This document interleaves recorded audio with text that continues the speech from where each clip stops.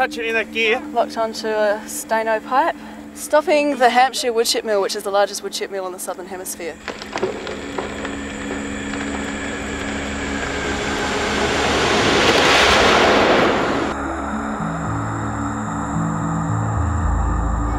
Our community does not want industrial forestry in this area. It is a rural residential area.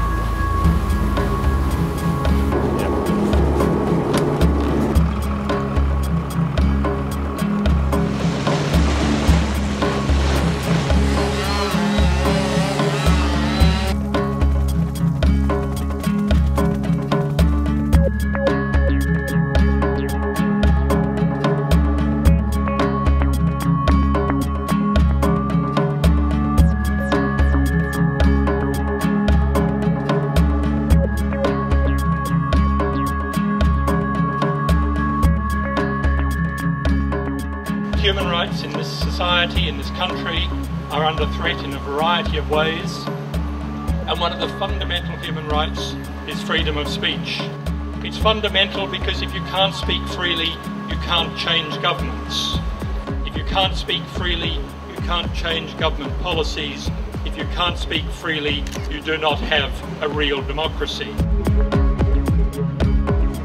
It's caused many members of my community in the Huon, including myself and my family, a lot of stress to deal with this case. Quite often the reason for big companies suing individual activists is not in fact to be successful in their claim, but rather to tie the activists up in a long and emotionally taxing battle. My having developed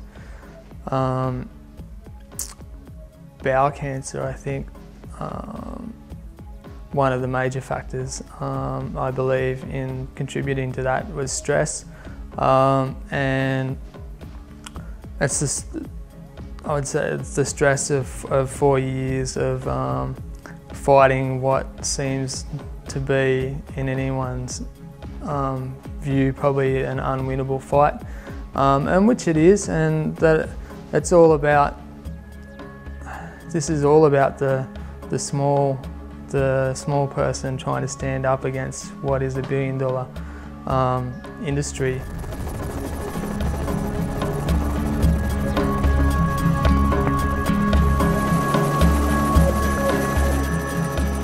It will cost a fortune in legal fees, which far outweigh any of the damages that Gunns claim to have suffered.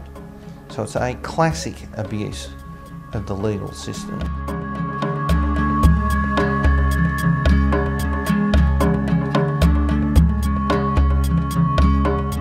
There are no rights in Australia for free speech, no constitutional rights, and very few rights in law. I'd like to see us follow the example of America and bring in some anti-slap suit laws. I don't think that we should be living in a country where we allow bullies with a lot of money to beat up other people, other Australians, for just saying what they reckon.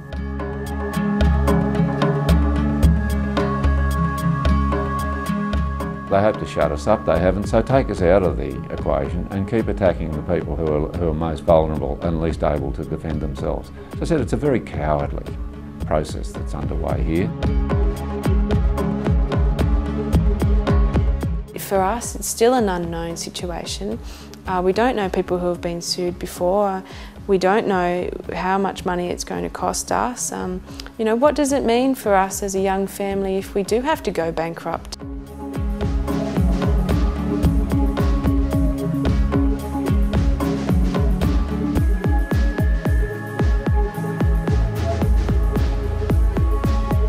What we're up against is a company that has already spent $3 million to date, has hired some of the most expensive lawyers in the country.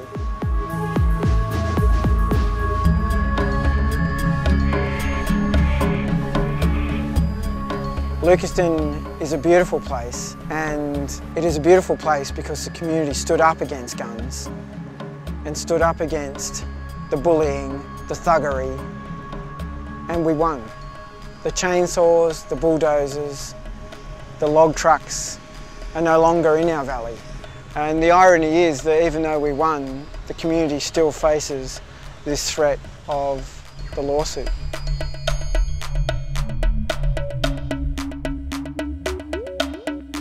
I mean, if they win any part of the case and I've got to pay any of their court costs, then I'll be just going bankrupt. I won't have any choice.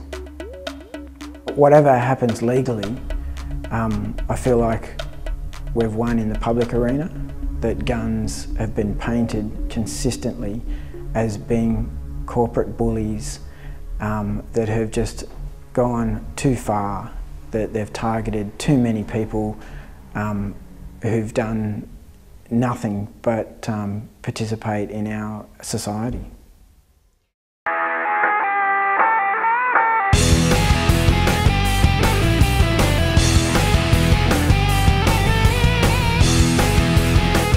This morning at 10:30 we were supposed to enter in court to begin what would have been a potentially 2 or 3 week trial, and instead we're on the steps here celebrating.